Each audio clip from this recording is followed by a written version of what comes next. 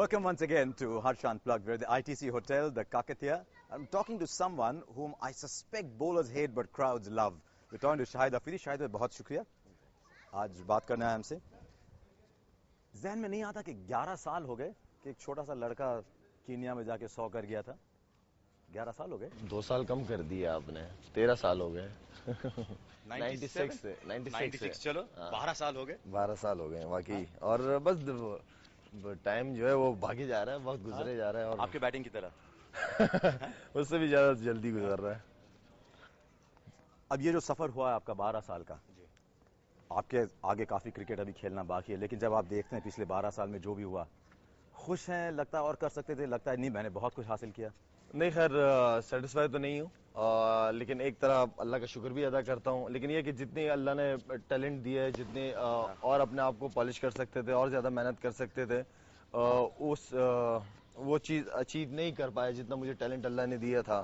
तो बस कोशिश करते थे, मेहनत करते थे, लेकिन एक चाहता था एक अच्छा बैट्समैन या प्रॉपर, अभी तो मैं अपने आप को एक एवरेज क्रिकेटर समझता हूँ, लेकिन एक अच्छा ऑलराउंडर बनवाने के लिए मुझे वो मेहनत चाहिए थी जो मैं कर नहीं पाया. लेकिन पास्ट टेंस से बात करने की तो जरूरत नहीं है, अभी आपके आगे काफी कुछ क्रिकेट है. लेकिन हमने आपका नाम नहीं सुना था जब एकदम से अखबार में खबर आई कि 37 गेंदों में शाहिद अफरीदी ने 100 बनाया. हमने कहा शाहिद अफरीदी कौन है? आपके जहन में क्या चल रहा था जब आप बैटिंग करने गए वहां पे? क्योंकि आप तो बस अंडर 19 वगैरह खेले हुए थे और अच्छे टीम के खिलाफ खेल रहे थे आप. उस वक्त मैं वेस्ट इंडीज में था जब मेरा नाम आया अंडर 19. उस वक्त मैंने 3 मैचों में 24 आउट किए थे. सारावान, गेल, हाइंट्स वगैरह सारे अंडर 19 उस वक्त मेरे साथ ही खेले थे. तो उसके बाद फिर मुश्ताक अहमद, मुशी भाई इंजर्ड हो गए थे, फिर मुझे कॉल कर लिया था वहां से. जी, एज अ लेग स्पिनर. तो ऑल द वे मैं बारबाडोस से जमीका से इंग्लैंड से दुबई से पाकिस्तान. याद है आपको आज भी? हाँ, और फिर उसके बाद फिर सीधा कोई 5 घंटे के बाद फिर दोबारा फ्लाइट मेरी कीनिया के लिए है. तो वो सफर भूल नहीं सकता, बड़ा लंबा सफर था. लेकिन ये था कि वसीम भाई का खास तौर पे उन्होंने मुझे प्रैक्टिस में देखा बैटिंग करते हुए. बॉलिंग के बाद जब नेट प्रैक्टिस होता है तो उन्होंने देखा कि इसके अंदर थोड़े बहुत जरासीम है बैटिंग के. तो अगेंस्ट श्रीलंका हमें रन भी करने थे, 360 से अबव करने थे, तब जाके हम फाइनल क्वालिफाई करते. तो उस मैच से पहले, एक रात पहले, जब मुझे पता चला कि मैं ओपन या तीसरे नंबर पे बैटिंग करूंगा, तो मुझे पूरी रात नींद नहीं आई. और जब मैं सोया हूं तो मैं ऐसे शायद अफरीदी को भी ऐसे होता है कि नींद नहीं आती? उस वक्त नहीं आती थी. तो खैर उसके बाद फिर ये हुआ कि मेरे साथ रूममेट शदाब कबीर होते थे, हमारे ओपनर बैट्समैन. तो सुबह जब मैं उठा, उसको मैंने ख्वाब सुनाया कि यार मैंने तो इस तरह देखा कि मैं जयसूर्या और मुरलीधरन को छक्के मारे जा रहा हूँ. तो उन्होंने कहा चलो अल्लाह करे ऐसा हो मैच में. तो नेक्स्ट डे बिल्कुल वैसा ही हुआ. और जो चीज लोग एक्सपेक्ट ही नहीं कर रहे थे कि एज अ बॉलर गया था और बैटिंग में इसने कुछ धमाका कर दिया. लेकिन आपने पूछा नहीं मैं क्यों 3 नंबर पे? आपने 3 नंबर पे की थी पहले बैटिंग? नहीं, मैंने नहीं की थी, लेकिन नेट प्रैक्टिस में उन्होंने मुझे देखा जब मैं वसीम भाई वगैरह, विकी भाई को और सकलैन को छक्के मार रहा था. तो उन्होंने कहा इसके अंदर है थोड़े बहुत जरासीम बैटिंग है. और जिस तरह मैंने पहले कहा कि अबव 360 रन हमें करने थे फाइनल क्वालिफाई करने के लिए, तो वसीम भाई ने वैसे चांस लेने के लिए कि इस पे चांस ले सकते हैं. उसके बाद क्या ऐसा हुआ कि जब भी शाहिद अफरीदी बल्लेबाजी करने जाता है लोग कहते हैं कि अब ये 40 गेंदों में 100 बनाएगा? क्या वो प्रेशर था आपके ऊपर क्योंकि इतनी छोटी उम्र में आपने इतनी कोई बड़ी चीज हासिल की थी?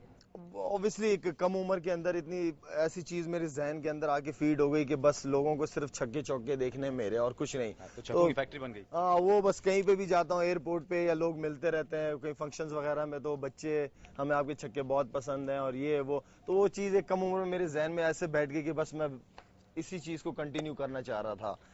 तो उसके बाद आहिस्ता आहिस्ता मेरे लिए भी प्रॉब्लम था कि एज अ बॉलर से मैं अपने आप को बैट्समैन के रूप में चेंज करूं. ये मेरे लिए बहुत प्रॉब्लम था. मैं डबल माइंडेड था कि बैटिंग शुरू करूं, बॉलिंग शुरू करूं. तो इसलिए आज तक आधा ही हूं अभी तक. ना बैट्समैन पूरा बन सका, ना बॉलर पूरा बन सका.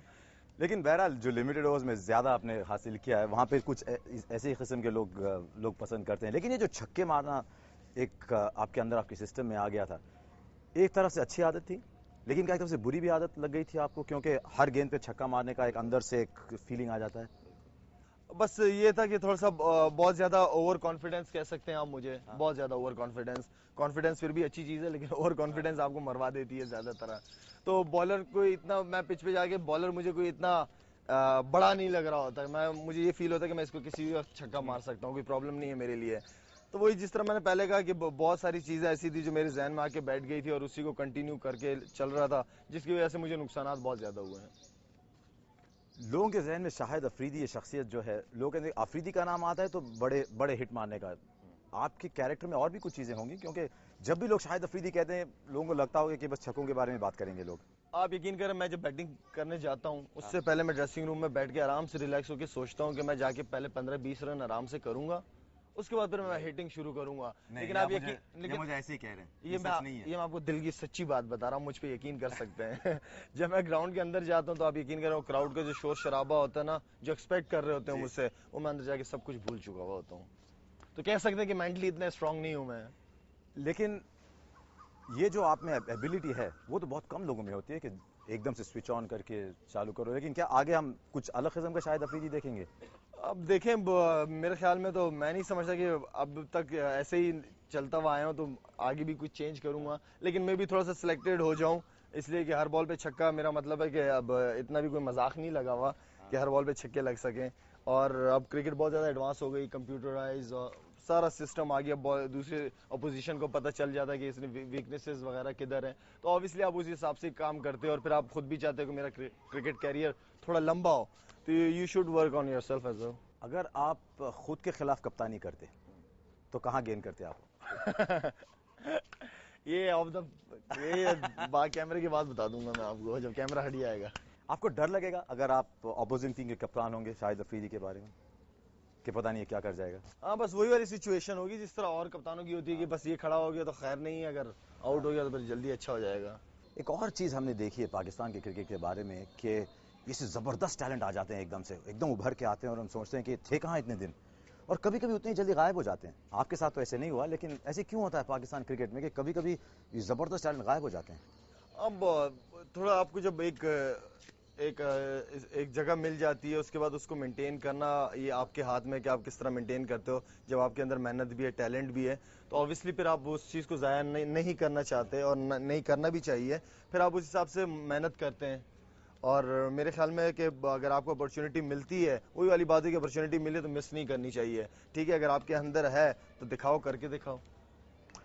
आपको हिंदुस्तान के साथ बहुत ही ज़्यादा खुशी होती है खेलने में, हमारे साथ आप इतने रन क्यों बनाते हैं? इस बारे में आपसे मैं काफ़ी खुल के बात करना चाहता हूँ। Will talk about that after the break. Why does Shahid Afridi love playing against India?